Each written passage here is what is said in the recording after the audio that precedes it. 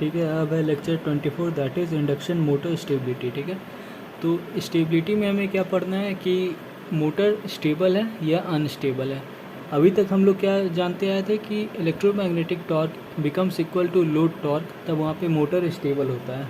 लेकिन actual definition of stability क्या है, दैट इज़ दिस वन, कि अगर सपोज़ करो मोटर चल रहा है, ठीक है, कोई एक आरपीएम पे चल रहा है। अब अगर टॉर्क हम इंक्रीज़ करते हैं तो स्पीड अगर डिक्रीज़ करता है, इसका मतलब मोटर स्टेबल है। ठीक है, सिमिलरली टॉर्क अगर डाउन करोगे तो स्पीड बढ़ना चाहिए। समझे, स्टेबिलिटी का यही कंडीशन है। ठीक है, क्यों हम जानते हैं स्टेबिलिटी निकालना क्यों इम्पॉर्टेंट इसीलिए है क्योंकि हम जान रहे हैं पावर एनर्जी रिमेन्स कंजर्व्ड। कहने का मतलब जितना इनपुट पावर आ रहा है उतना ही आउटपुट पावर हमें रोटर के शाफ्ट में मिलना चाहिए।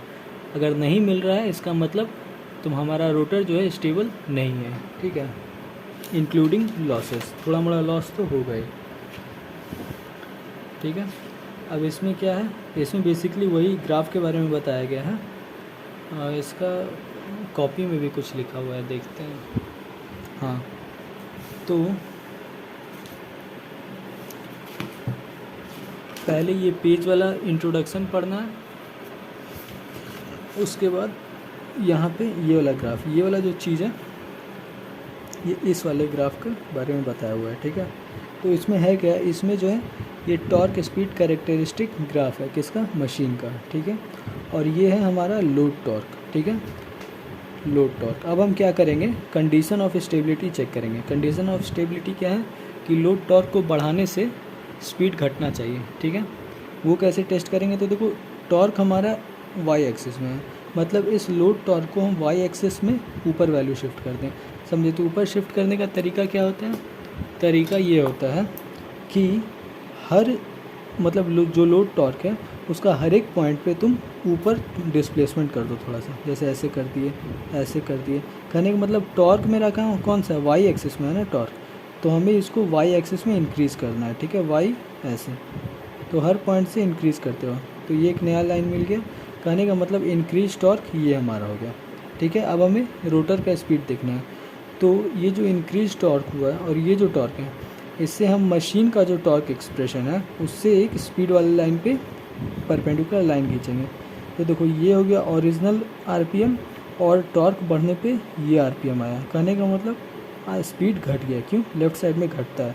तो कहने का मतलब ये हुआ कि ये जो पोजीशन है, ये पोजीशन स्टेबल पोजीशन है। ठीक है, मतलब मशीन को स्टेबल करने का मतलब क्या, कि मशीन को अगर हम इस आरपीएम पे चलाते हैं तो मशीन बहुत ही अच्छी तरह से चलेगी, लॉसेस वगैरह नेग्लिजिबल होगा, मतलब कंसिडरेबल लॉसेस होगा। ठीक है, उसके बाद है ये वाला क्या है, तो इसमें जो है ये वाला कॉपी वाला नोट्स ख़त्म हो गया है। हाँ, इसमें कुछ है नहीं, इसको बंद कर दो। तो अब आता है ये वाला, इसमें क्या है, इसमें भी speed torque characteristics of machine same है, लेकिन लोड टॉर्क चेंज हो गया। ठीक है, कुछ ऐसा है लोड टॉर्क। अब ये लोड टॉर्क जो है स्पीड टॉर्क कैरेक्टरिस्टिक्स को 3 जगह कट कर रहा है।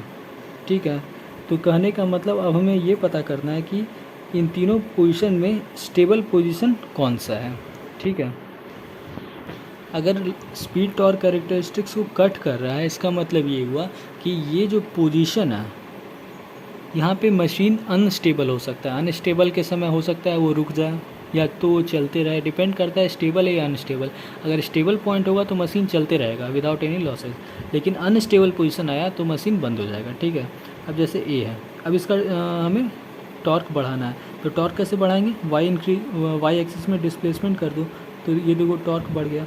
अब ये देखो एक्स एक्सिस को स्पीड एक्सिस को कहाँ पे कट कर रहा है, तो ये देखो ये है और ये जो है यहाँ पे कट गया, दैट इज़ स्पीड घटा है। स्पीड घटना मतलब ये स्टेबल पॉइंट है। सिमिलरली इसमें देखो स्पीड बढ़ा है, मतलब ये अनस्टेबल पॉइंट है।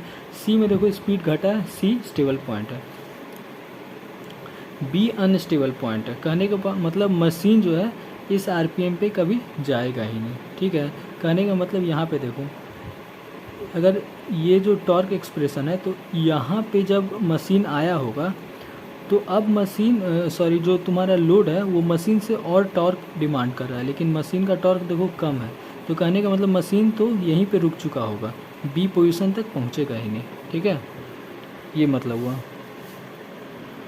ये वही चीज़ लिखा हुआ है। अब देखो ये इसमें क्या है, मशीन का स्पीड टॉर्क कैरेक्टरिस्टिक्स कुछ ऐसा है और लोड का जो टॉर्क है डिमांड ऐसा है, ठीक है। तो अब इसको तुमको अगर टॉर्क इंक्रीज़ करना है तो टॉर्क कैसे इंक्रीज़ करोगे?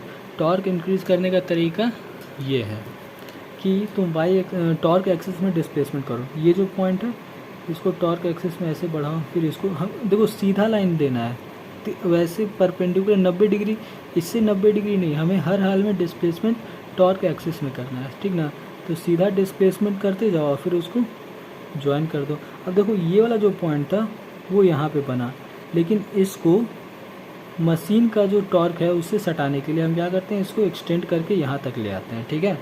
तो कहने का मतलब ये जो पॉइंट था वो टॉर्क बढ़ाने से यहाँ पे हो गया। कहने का मतलब यहाँ पे जो आरपीएम था वो टॉर्क बढ़ने से यहाँ पे पहुँच गया, तो क्या हुआ, स्पीड घट गया। कहने का मतलब ए स्टेबल पॉइंट है। बी का देखो, बी का स्पीड बढ़ गया है, तो बी अनस्टेबल पॉइंट हो गया। अब इसी को एक्सप्लेन किया हुआ है इसमें। फिर significance of stable and unstable.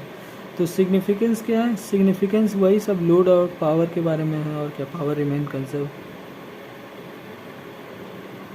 हाँ, स्टेबल अनस्टेबल पॉइंट से ये भी पता चलता है कि मशीन उस आरपीएम पे चलेगा या, देखो स्टेबल पॉइंट जो है ये आरपीएम को दर्शा रहा है, ठीक ना। ये मतलब पॉइंट का मतलब क्या है समझने के लिए, तो ये आरपीएम है, समझे। तो हमें ये पता लगाना है कि इस आरपीएम पे मशीन चल सकता है या नहीं चल सकता है। मतलब मान लो अगर तुमको हमको पता करना है कि बी पोजीशन, बी मतलब इस आरपीएम पे मशीन को हम चला सकते हैं कि नहीं चला सकते हैं, तो बी क्या आया, बी हमारा अनस्टेबल पोजीशन आ गया। कहने का मतलब हम इस आरपीएम पे मशीन को कभी नहीं चला सकते हैं, ठीक है। तो स्टेबिलिटी हमें पढ़ के हमें ये कंक्लूज़न मिलता है कि मशीन को कौन सा आरपीएम पे नहीं चलाना है वो हमें पता चल जाता है, ठीक ना। तो वैसा लोड हम अटैच ही नहीं करेंगे। अब ये तो न्यूमेरिकल क्वेश्चन है, चलो ठीक है, हो गया।